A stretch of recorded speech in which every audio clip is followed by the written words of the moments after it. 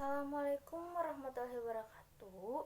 Perkenalkan, nama saya Nisina Habibah, NRP 184010158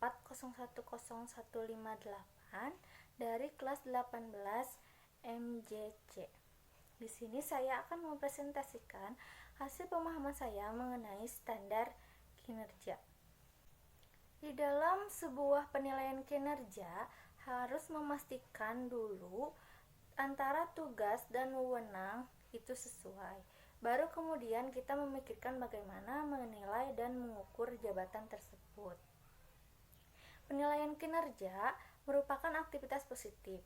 Jadi, perusahaan itu berharap bahwa pegawainya memiliki semangat bekerja dan memiliki motivasi yang lebih tinggi bila mereka itu bisa mengukur kinerjanya sendiri. Hal itu bukan untuk menentukan pegawai yang bekerja dengan baik dan pegawai yang bekerja dengan tidak baik, tetapi hal tersebut untuk mendorong pegawai mengerjakan pekerjaannya sebaik mungkin. Karena dalam penilaian kinerja ujung-ujungnya konsekuensi atau feedback berupa material dan non-material. Sebuah penilaian kinerja yang baik memiliki syarat. Yang pertama itu ada job related, merupakan mengevaluasi berbagai perilaku kritikal yang dapat menghasilkan kinerja yang sukses. Artinya, dalam mengukur kinerja tidak perlu mencari informasi atau outputnya yang secara keseluruhan, tetapi kita cuman mencari aspek-aspek yang penting. Yang kedua itu ada praktis, adalah dapat dipahami dengan mudah oleh para evaluator dan karyawan.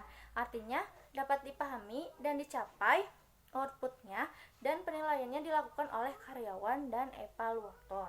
Yang ketiga itu ada terstandarisasi, artinya memungkinkan terwujudnya penilaian kerja yang seragam.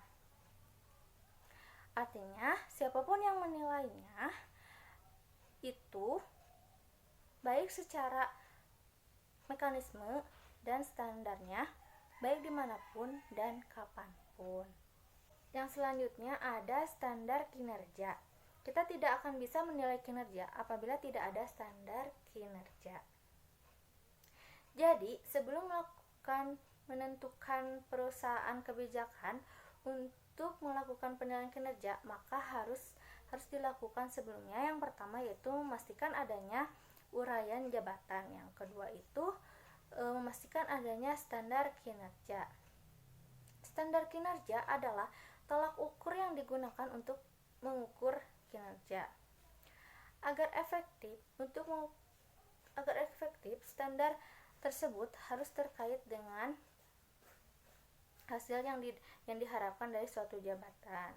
Jadi itu maksudnya segala aktivitas yang menghasilkan output. Lalu standar-standar kinerja yang terkait dengan suatu jabatan bisa diperoleh melalui analisis jabatan. Agar lebih mudah, banyak teori yang menjelaskan tentang bagaimana mengukur sebuah standar kinerja. Saya menjelaskan menggunakan prinsip SMART. Terdiri dari yang pertama itu ada spesifik. Spesifik artinya jelas dan rinci. Yang kedua itu ada measurable, artinya dapat diukur. Yang ketiga ada achievable, artinya dapat dicapai berdasarkan kesepakatan antara karyawan dan atasannya. Yang keempat ada result oriented, artinya berorientasi pada hasil. Jadi hasilnya itu pegawai itu merasa senang atau menghasilkan sebuah produk, berarti itu merupakan outputnya.